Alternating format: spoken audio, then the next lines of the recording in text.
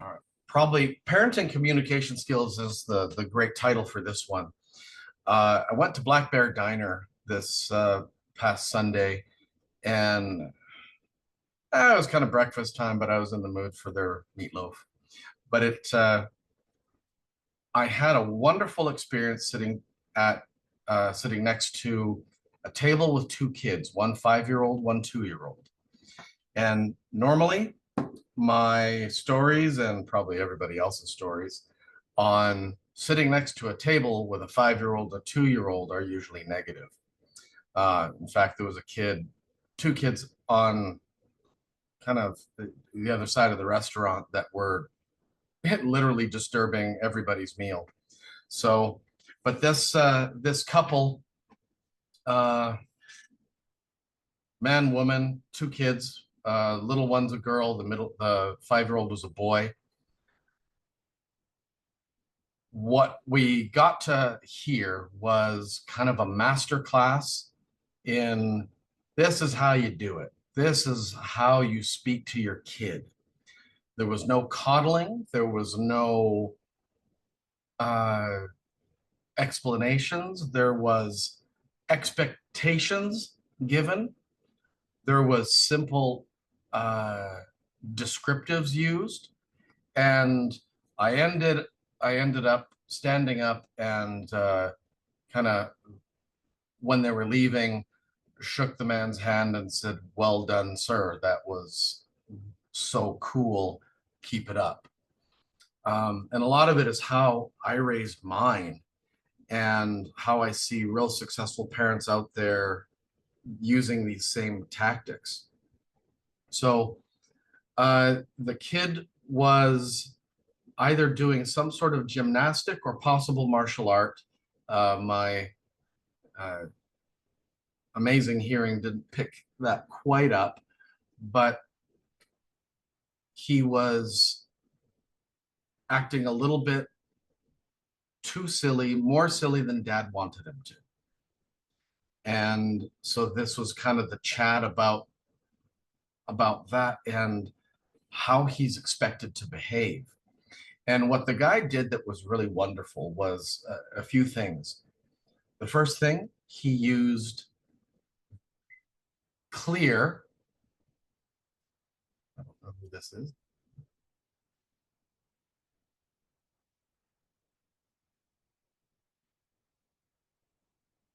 Hi, bring your video on. I don't think I have that set.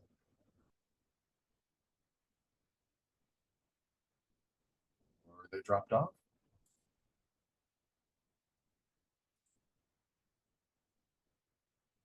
Nope, they bounced off.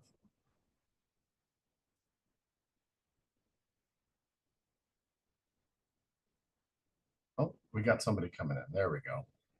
Just taking them a little bit. I'll pause for just a moment here.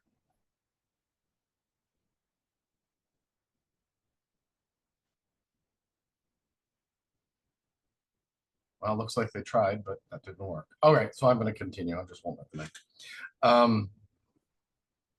He didn't use gigantic words, but he spoke in a nice, low, even tone. Uh, when we bring you somewhere and take you to something, we expect you to get the best experience out of it. If you're going to get the best experience, you need to pay attention as hard as you can to hear everything that's said and see everything that goes on. And he used a phrase that I use with mine, and I've used mine a few times like that. Gnostic men don't behave that way. And I remember the first time I heard it and the first time I used it, I think I used it on my oldest. Boy, that hit him. Like, ooh, that's a big thing to live up to when you're 4 or 5 years old. Yeah, it is. However, Gnostic men don't behave that way. That might be for the other kids and the other families, but we don't do that. And so a lot of the things that have come up in really the last 4 or 5 days, all this was kind of funny hearing it from another source and watching it used so effective. And the kid asked, why do other kids get to behave that way and I don't? Well, it comes down to, and my answer was their parents suck. But the gentleman there said, well, those parents don't have a great handle on how great their children can be. If you learn all this now, you're going to get greater faster than those other kids. You're going to be better than they are. And he explained everybody's created equal, but it's what you do with it afterward that makes you not equal anymore. And it comes down to we're being strong parents. And I'm not here to be your friend, I'm your father. And like, I was with a gal who you know, and she's like, oh my God, it's like listening to you. Has this guy done your classes or something? And I'm like, I'm so happy. But he just said it in a little bit different way. Uh, a little more mild than I would say things, but it still really got the point across. And it was nice because it was done in a English as a second language, speaking to the kid very clear. He spoke with an accent. The mom spoke with a different accent. Both children spoke with an American accent. So it was really nice to see that. So the kid was asking educated questions, and the boy, the 5-year-old, fumbled his fork, and it kind of hit the floor. And the waiter was coming right up at that moment, and the boy couldn't reach it or tried to get it, and the waiter picked it up, and he goes, "Thank you very much. May I have another fork, please?" The politeness that they had already instilled in the kid, boy, that was nice to see. And there was no jumping up and down on the chair or spinning around or falling out of it. They enforced table manners. We are at a restaurant in public. How you act reflects on us. And when you guys act poorly, you know, and well, what about my little sister? She's allowed to do that. Yes, but she's 2. And when you were 2, you could do that stuff too, but even she's learning how to hold her fork properly and how to eat over her plate. So when we're out and you guys are acting silly and foolish, the people look around it, not you, they look at us because it's our fault you're acting that way. And it was just so much accountability done in such a nice, warm way. It was just so cool to experience. So we have to remember that uh, big or small, our kids still need parenting. And I'm kind of curious when I'll stop parenting. That's kind of a thing that it's been on my mind lately too.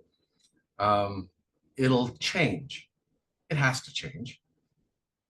And so but that front end, you know, and a lot of times we went out as big families, big groups. I remember the one time uh, a bunch of us went to Applebee's, and there was like 8 or 9 kids, and the Applebee's staff went.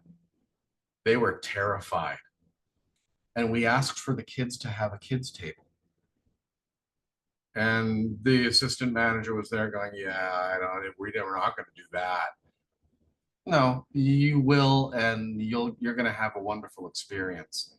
All of the kids ordered separately. They were all polite. A lot of them were, most of them were martial art kids. So all of them were polite. All of them had great table manners. And it was so much fun sitting at the adults table with a little bit of an eye and an ear on the other ones. But the same kind of thing, you put in all that work on the front end, that front end when they're little work, and they turn out amazing on the back end. And that's the biggest thing that I saw Sunday morning. It was just so wonderful to see more people doing that, because over and over, the last little while, especially here at TNT, I've been seeing 5, 6, 7 years of almost no parenting or abdicating that to a preschool teacher. You know, my niece works at a preschool. I don't want, I don't I don't know if my niece, she's here right now. I don't know if she's qualified yet, but she has parameters, but it's not her kids. Parenting is a parenting thing, not a leave it to a teacher. And some of the teachers out there are wonderful, and some are just checked out, and it reflects in the kids. And I don't know what happens all day in a class of 30, 35 kids. That's got to be insane, especially with what I'm seeing them coming to me with the distinct lack of any type of discipline. There's no courtesy, there's no respect. The kids are just so all over the place with behaviors, mannerisms, and they're feeding off of each other. So, yeah, but that's it. That was my thing. Um, what was one technique, one thing that you did with your kids? Some of that super powerful parenting behavior. Well, just to piggyback off of that, I mean, it would always be set the expectations of how we behave in public and in a restaurant. And if things got out of whack, I would simply look, do we need to go outside and talk? Because we will have a talk outside and you will not enjoy it. I mean, but that was the signal, right? Like, oh, I need to Mhm. tighten up, right? Yeah, I get it. So there's that, and then it's it's a fine line, and I've when Isaac's out with we're with other families, it's a little tough. I don't want to call him out specifically, um, but I do want him to understand that yeah, you're with friends, and they may be acting the fool. I still have expectations of you, right? And I even get side eyes from the parents, like, why are you doing that?